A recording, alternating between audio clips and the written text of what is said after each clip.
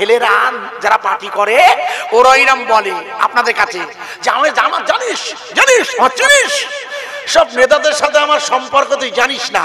তার মানে ও নিজে নেতাদের সাথে সম্পর্ক যে এটা বলে আপনাকে বোঝাতে চায়, কিন্তু নেতা যে ওরে চেনে না ওটা বলে না লোকের সাথে। ঠিক তেমনি ইব্রাহিম নবী আল্লাহকে বলতো আমি আপনার খলিলুল্লাহ, মানে আপনি হলো আমার বন্ধু। আর আল্লাহ বলতেন আমার মুহাম্মাদুর রাসূলুল্লাহ, উনি হলেন আমার বন্ধু।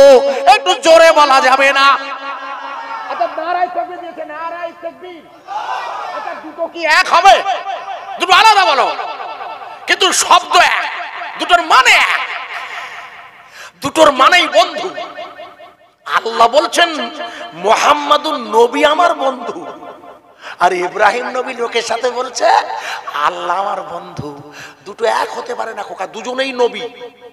এই জন্য কোরআন শরীফ খুলে দেখবেন, ইব্রাহিম আলাইহিস সালাম আমাদের খুব উপকার করেছিল, আপনারা জানেন না। এই জন্য দরুদ শরীফে দরুদে ইব্রাহিমের নবী ইব্রাহিমের নাম এসেছে কেন? উনি আমাদের খুব উপকার করেছিল খোকা। কি উপকার?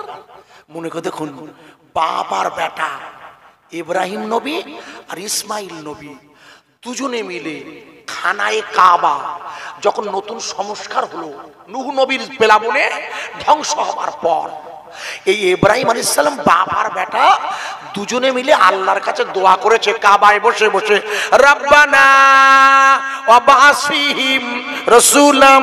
আমি আয়াতটা আবার পরে আসবো। এর বাংলা মানে হলো, ওগো আমার প্রভু, আপনি আমার বংশে একজন রসুল পাঠাবেন। এটা কে দোয়া করছে? গুড, ইব্রাহিম নবী বলবেন, ইব্রাহিম আলাইহিস সালাম বলবেন। শুনুন, নাম ধরতে নেই, আপনার দোষ না, ঠিক আছে। ইব্রাহিম আলাইহিস সালাম বলছে আল্লাহ আমার বংশে একজন কি পাঠাবেন? না না, রসুল পাঠাবেন। ইব্রাহিম নবী তো নবী, উনি বলছেন আমার বংশের নবীর দরকার নেই আল্লাহ। আরে মেয়ে হইছে, শুধু বারবার মেয়ে হচ্ছে, শুধু মানে ছেলে হয় যেন খোকা, ছেলে হয় যেন খোকা। কারণ ইব্রাহিম ভালো করে বুঝতে পারবো, আজ ইব্রাহিম আলাইহিস সালাম আল্লাহর কাছে দোয়া চাইছেন, আল্লাহ আমি তো নবী, আমার ইসমাইলও নবী, কিন্তু আমার বংশে আপনি রসুল পাঠাবেন। তার মানে সব বাপ চায় আমি যদি ইঞ্জিন ভ্যান চালাই তা আমার ছেলেটা যেন পেলে, যদি যদি ইঞ্জিন ভ্যান চালানোর দোয়া কোনো বাপ তার ছেলের জন্য করে না, বলে আল্লাহ আমি তো ভ্যান চালাই, আল্লাহ তা আমার ছেলের যদি তুমি নিহাত পাইলট করো তা প্লেন চালান করি, আল্লাহ প্লেন চালায় যেন ওর মাইনে যেন 5 লাখ টাকা হয়। আল্লাহ সব বাপ চায়। ইব্রাহিম নবী চেয়েছিল আল্লাহ আমার বংশে একটা রসুল দেবেন, আল্লাহ সেই রসুলের 4টে যেন গুণ থাকে। আবার শুধু রসুল দিলি হবে না। কোরআন শরীফ সূরা বাকারা আল্লাহ বলছেন ইব্রাহিম আমার কাছে দাবি করেছিল, হে আল্লাহ আমার বংশে আপনি একটা রসুল পাঠাবেন, ওই রসুলের 4টে গুণ থাকবে, ইয়াতুলু আলাইহিম আয়াত। এই রসুলের গুণ হবে সে আমাদের কাছে আয়াত পড়বে। আয়াত কি পড়বে? তার মানে কি? তার মানে হলো এর আগে যত কিতাব এসেছে কোন কিতাব আয়াত হিসাবে আসেনি। এর আগে রসুলের আগে কত কিতাব এসেছে একটু বলুন। আমানতু বিল্লাহি ওয়া মালাইকাতি ওয়া কুতুবিহি আছে না? এটা না হলে ঈমান থাকবে না। মোট কিতাব কখানা? না খোকা, কে বললো 4খানা? ভুল হয়েছে, ঈমান পূর্ণ হয়নি এখনো। যে দেখছি কিতাব হলো 104খানা। এই 104খানা কিতাবের মুখস্থ করেন। 100 হচ্ছে সহিফা ছোট কিতাব, আর 4টে হচ্ছে বড় কিতাব। কটা বড়? 4টি। প্রথম কিতাবের নাম কি? সূরা আম্বিয়া। আল্লাহর নাম রেখেছেন জাবুর, আল্লাহ নিজে, আমি না। কিতাবটার নাম জাবুর। নবীর নাম হযরতে দাউদ আলাইহিস সালাতু ওয়াস সালাম, যিনি লোহা ধরলেই যা বলতো তাই হতো। এখন হয় না। দাউদ নবী লোহা ধরে বলবে আল্লাহ এটা চুরি হয়ে যাক, লোহা চুরি হয়ে বসে আছে। এটা ছিল ওনার মুজিজা। এই দাউদ আলাইহিস সালামের সাথে যে কিতাবে সে নাম তার জাবুর, মুখস্থ করে ঈমান আনতে হবে আব্বা। আর এই জাবুর কিতাব এসেছে যে ভাষায় নাম হলো তার হিব্রু। কি ভাষা মুখস্থ করেন? হিব্রু ভাষা মুখস্থ করেন, কাজে লাগবে। দেখছি 1 নাম্বার ভাষা হিব্রু। ভাই এগুলো হচ্ছে কেতাব। কি হয়েছিল মনে কথা কোন? দ্বিতীয় কেতাবের নাম তাওরাত। নবীর নাম মুসা, হযরতে মুসা আলাইহিস সালাতু ওয়াস সালাম। ওনাকে আল্লাহ ডেকে বলেন, মুসা আপনি নবী হয়েছেন, এই নেন কিতাব। তার মানে একই দিনেই নবী, একই দিনেই কিতাব। বোঝার চেষ্টা করুন। 3 নাম্বার ওই তাওরাত কিতাবটা এখন বাজারে কি নামে এসেছে? বাজারের নাম হচ্ছে তোরা। মুখস্থ করেন, তয়কার রয়াকার হ, তোরা। এটা কাদের কিতাব এখন? ইহুদিদের ধর্মগ্রন্থের নাম তোরা। আগে ছিল তাওরাত, ওরা পাল্টে ফেলেছে। ভালো করে শুনে নিন। ওই কিতাবটার ভাষা কি? ওই কিতাবটার ভাষা হচ্ছে তিবিয়ানি। 2 নম্বর। 3 নম্বর কিতাবের নাম হলো, মনে করে দেখুন, ইনজিল। নবী হলো হযরত ঈসা রুহুল্লাহ। বেঁচে আছে না মারা গেছে? শুধু বেঁচে আছে নয়, তার কবর কোথায় হবে সে জায়গাও রেডি করা আছে। মুখস্থ রাখেন, কাজে লাগবে। এই বায়ানের মধ্যে আসছে, আমি একটু ইন্ট্রোডিউস করে দিচ্ছি। এই ঈসা আলাইহিস সালামের কাছে যে কিতাব এসেছে নাম তার ইনজিল, যেটা বর্তমানে বাজারে বেরিয়েছে বাইবেল বলে। ইনজিলের নতুন এখন ইংরেজি নাম বাইবেল। এর এই বাইবেল যারা পড়েন, আমি জানি না পড়েন কিনা, তারা হচ্ছে খ্রিস্টান ধর্মীয় অনুসারী বলা হয় তাদের। আমার কথা বোঝা যাচ্ছে কি? এই ইনজিল এসেছে একদিনেই। ঈসা রুহুল্লাহকে ডাকা হলো, আপনি নবী হয়েছে, ওয়াজ বোঝা যাচ্ছে না? আর আল্লাহ রসুলের শানে ইব্রাহিম নবী দোয়া করেছিল, আল্লাহ আপনি আমার বংশে যিনি রসুল হবে বলে আমি মান্যত নয় দোয়া করছি, তার যে 4টে গুণ হবে, তার প্রথম গুণ হলো আপনি তার কাছে আয়াত পাঠাবেন। আয়াত মনে করে দেখুন, 22 বছর 8 মাস 14 দিন, অন্য মতে 22 বছর 6 মাস 14 দিন ধরে পর্যায়ক্রমে আল্লাহ কোরআনের আয়াত পাঠিয়ে দিয়েছিল। আমি ওই রকম একটা আয়াত আপনাদের কাছে তেলাওয়াত করেছি, যে আয়াতটা যখন নাজেল হয় তখন আমার নবীর বয়স হলো 52 বছর। বোঝা যাচ্ছে আমি যে সময়ে আয়াতটা এনেছি তখন হুজুরের বয়স হয়েছে 52-51 পেরিয়ে গেছে। তার মানে হুজুর নবী হয়ে গেছেন 12 বছর।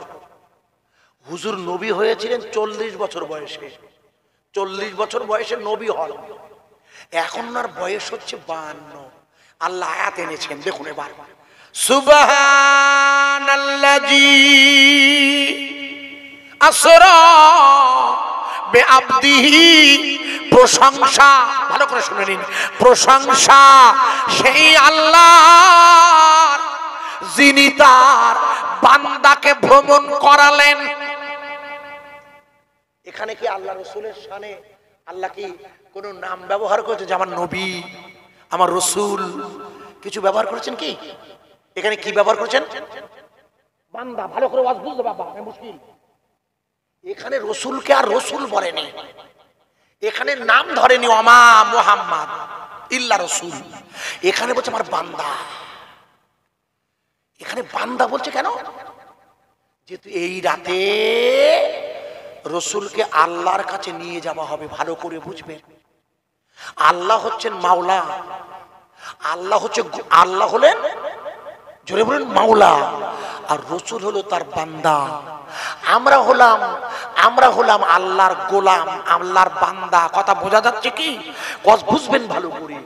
রসুলকে এখানে আর নবী বলছেন না কেন? আল্লাহ তাকে বান্দা বলছেন কেন? এই জন্য বান্দার সাথে মালিকের সম্পর্কটা বেশি নিকট হয় ভাই। আপনি খেয়াল করে দেখবেন আপনার 4টে ছেলে, ভুল বুঝবেন না, ওই সাদিকুল ভাইরা 5 ভাই বলছিল। দেখবেন বাপ দেখবেন সব ভাইকে ভালোবাসে, অস্বীকার করছি না, তবু ওর মধ্যে দেখবেন যেটা ছোট তারে বলে ও খোকা, ও খোকা, ওরে নাম ধরিয়ে ডাকে না, খোকা বলে। হ্যাঁ না বলুন? ওই বড়টা রাগ করে, বলে ওটার খোকা খোকা করে, এক চোখে আমার বাপ না। আসলে বড়টা তো মহব্বত পেয়েছে 60 বছর, তো 60 হয়ে গে, ছোটটা তো 16 বছর। হ্যাঁ বোঝা যাচ্ছে খোকা, বোঝার চেষ্টা করছে, বল না বুঝতে বলে মুশকিল। এর তো বয়স ওই 16 আর ও পেয়েছে 60, তা কত বছর মাঝখানে বাপের মহব্বত দেখো না তুমি? তোমার হুঁশ নেই? ভালো করে বুঝতে হয়। এখানে আল্লাহ তার রসুলকে বান্দা বলে নিজের রসুলকে সম্মান জানাচ্ছে। এখানে রসুলকে তার কাছে নিয়ে যাবে না। মনে করে দেখুন, এর আগে মুসা আলাইহিস সালাম আল্লাহর কাছে বারবার দরখাস্ত করেছিল, আল্লাহ আমি আপনার দেখতে চাই। মনে নেই? মুসা নবী একটা আয়াত পড়েছিল না, সেটা কোরআনে এসেছে, রব্বিশ রাহলি সাদরি, এটা জানেন না? ওয়াইয়াসসিরলি আমরি। ওই আপনাদের মক্তবে ওই বাবু রাস্তার ধারে, জয়নগরের বাবু রাস্তার ধারে ওই যে হাফেজি হয়েছে, ওখানে ছেলেদের পড়ানো হয় না প্রথমেই রব্বি জিদনি ইলমা, তারপরে কি পড়ানো হয়?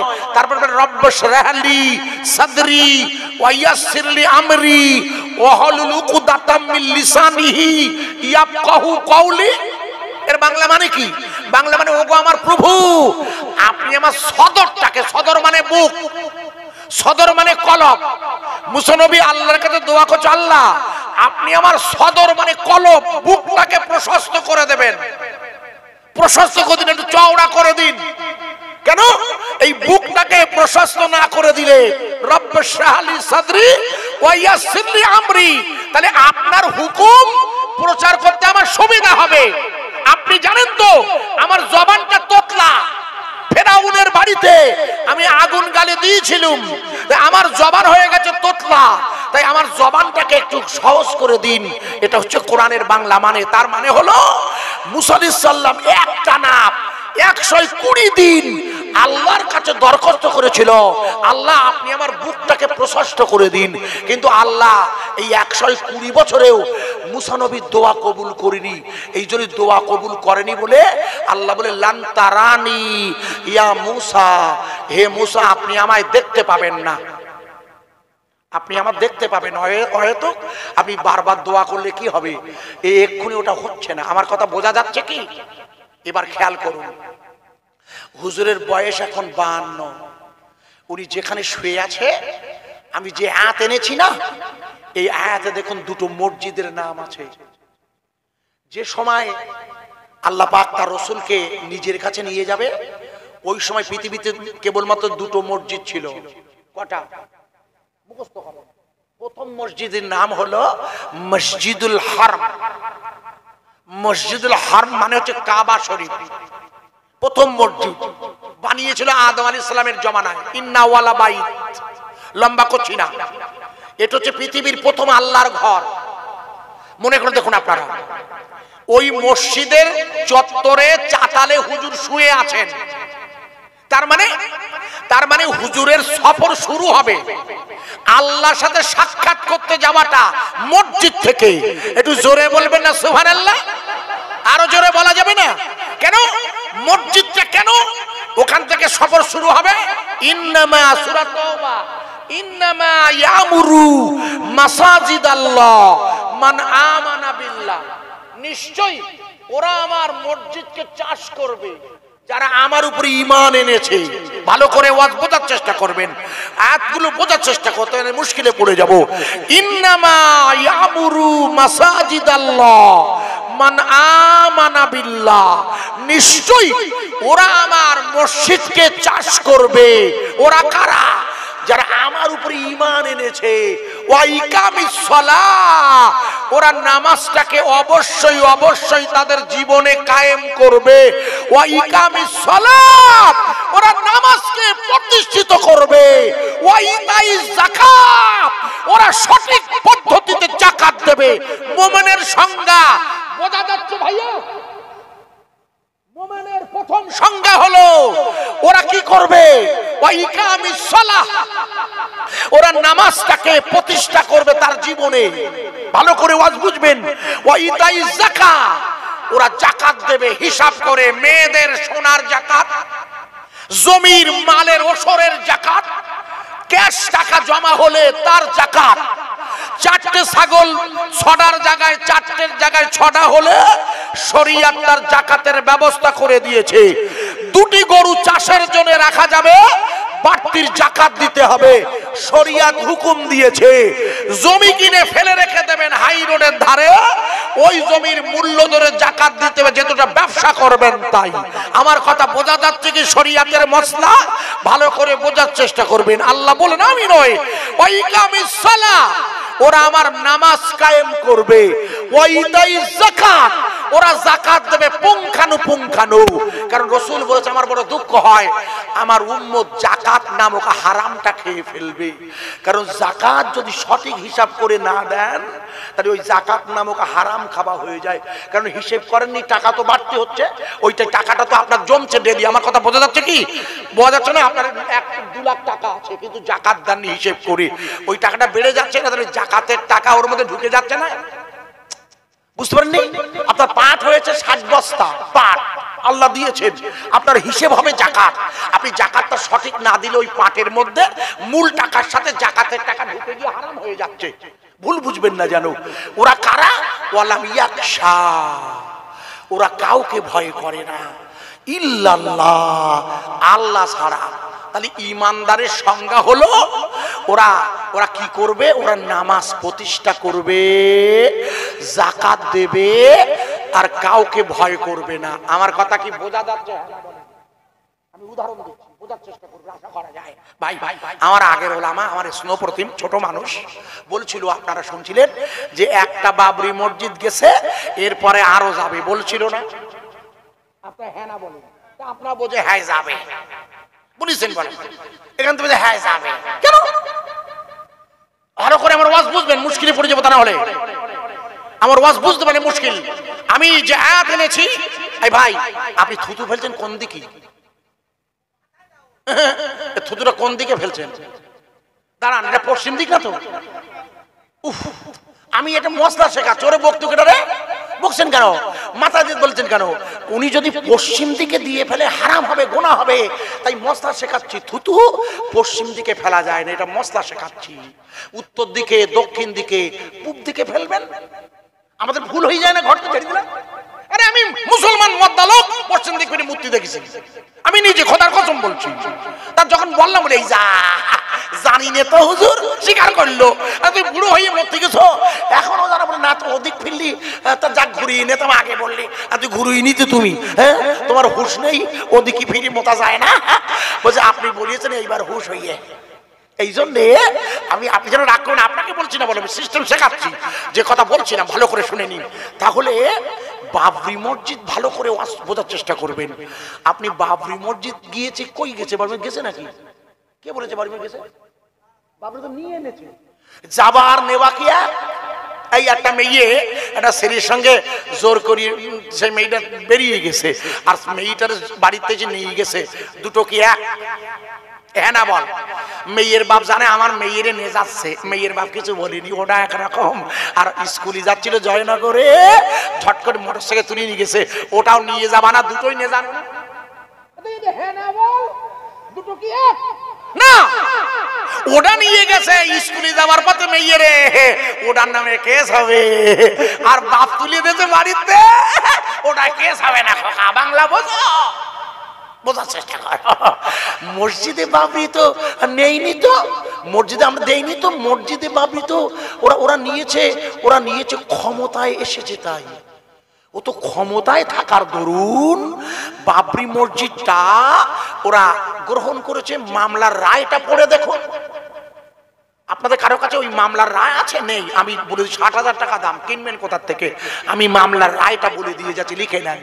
ওই মসজিদটির যেদিন রায় বেরিয়েছিল, মনে করে দেখুন আপনাদের মনে, 2019 সালের 9 নভেম্বর সম্ভবত, আমার ভুল না হলে, বিচারপতি যারা 5 জন ছিলেন, তারা ওই মসজিদের রায়তে লিখে দিয়েছিল, পড়ে নেবেন, ইট ইজ মস্কিউ, এটা হলো মসজিদ। It's establish. যেহেতু আপনাদের গ্রামে অনেক শিক্ষিত রুচিশীল ভাইয়েরা আছেন, আপনার মামলার রায়টা দেখে নেবেন স্যার, তাতে লেখা আছে ইট ইজ মস্কিউ, এটা হলো মসজিদ। ইট এস্টাবলিশ ইন 1528 সেঞ্চুরি, এটা হলো মসজিদ 1528 সালে তৈরি। একবার জোরে বলা যাবে না? ওটা কি? আরে জোরে বলুন, আরে চিল্লে বলুন, ওটা কার ঘর? নামাজ হয়েছে কত বছর? নামাজ হয়েছে, লেখো, আপনারা লিখে রাখুন, নামাজ হয়েছে 528 খ্রিস্টাব্দে। ওই মসজিদ তৈরি হবার পর থেকে 1757 খ্রিস্টাব্দ পর্যন্ত, পলাশীর যুদ্ধের পর 1857 ইতিহাস লিখে নেন, যখন সেপাই বিদ্রোহ হয়েছিল, তখন অযোধ্যার হিন্দু রাজা আর মুসলমান রাজা মিলিত হয়ে মনে করে তখন ইংরেজদের বিরুদ্ধে সেপাই আন্দোলনে যোগ দিয়েছিল। তাই ইংরেজরা প্রথম চেষ্টা করেছিল ওটাকে মসজিদ নয় মন্দির আর মসজিদ বলে হিন্দু মুসলমানের গন্ডগোল বাঁধিয়ে দেওয়া। ওটা আসলে কার ঘর? চিল্লে বলুন। লেখা আছে কোথায়? লেখা আছে সরকারের দলিলে, আমার কাছে না, সরকারের কোর্টের দলিল। আপনারা তো ভালো বোঝেন, সব কোর্টে কাজ করেন, উকিল আছেন, আপনারা সব রেস্ট অফিসে কাজকর্ম করেন, ভালো বোঝেন ভাইয়েরা। স্ট্যাম্পের দলিলে লেখা আছে ওটা হলো মসজিদ। তাহলে ওটা কার ঘর? এই ঘরটা ভুল বুঝবেন না যেন, এই মসজিদটা আপনার যদি না হয়, আব্বা একটা আমি শুধু বোঝার জন্য জিজ্ঞেস করছি, সিঙ্গারা, সিঙ্গারা জানেন? আরে সিঙ্গারা, সিঙ্গারা, সিঙ্গারা, ওর মধ্যে আলু গেল কি করি? যদি একটু দাঁড়িয়ে দাঁড়িয়ে দেখেন আর ভাবেন ওয়াল্লাহ ও তো মুখ পাচ্ছি নে, জম্বারার মধ্যে আলু গেল কি করে, ওয়াল্লাহ ও তো মুখ খুঁজে পাচ্ছি নে। ওই বাবু রাস্তার ধারে সন্ধ্যেবেলা দেখবেন চপ তৈরি করে, আমি রাস্তাতে দুবেলা যাই দেখি, কালকেও প্রশ্ন কি যাক ওই চপের মধ্যে গেল কি করে আলু। এটা যদি আপনার মাথায় ঢোকে তাহলে এটাও আপনার সহজে ঢুকবে। বলুন তো, সরকারের নিয়ম হয়েছে আবাস যোজনায় ঘর করতে গেলে যিনি ঘরের দরখাস্ত জমা দেবেন তার 2 শতক জমি লাগবে তার নিজের নামে। এই এখানকার আপনাদের মেম্বার সাহেব দেখা জিজ্ঞেস করে দেখবেন, আবাস যোজনার ঘর করতে গেলে 2 শতক জমির মালিক হতে হবে দরখাস্তকারী। এখন এই 2 শতক জমি তার নেই, আছে তার বাপের। ও বাপের গিয়ে বলছো আব্বা তুমি যদি আমার 2 শতক জমি দাও তাহলে সরকার আমার 1,30,000 টাকা দেবেন। বলে হ্যাঁ আমি তোর জমি লিখে দেবো, তুই ভাবলি কি? অথচ পাওনা কিন্তু সেরিডা। ও যখন বাপ যখন আউট হবে পাবে কেনা? প্লেনি পাবে। এই ন্যায্য পাওনা ছেলের, তাই বাপ দিতে চায় না। তোর 2 শতক জায়গা দেবো, যা ও টাকার আমার দরকার নেই, আমি লিখতে পারবো না, রাগ করবেন না। মনে করে দেখুন 2 শতক জায়গা পাওনা ছেলের বাপ দিতে চায় না। আর 15 বিঘে জমি নরেন্দ্র মোদীর সরকারের যোগী আদিত্যনাথেরা মসজিদ করতে দিতে বাধ্য হয়েছে। তার মানে সুপ্রিম কোর্ট বলেছিল ওটা মসজিদ, কিন্তু হিন্দুদের বিশ্বাস বলে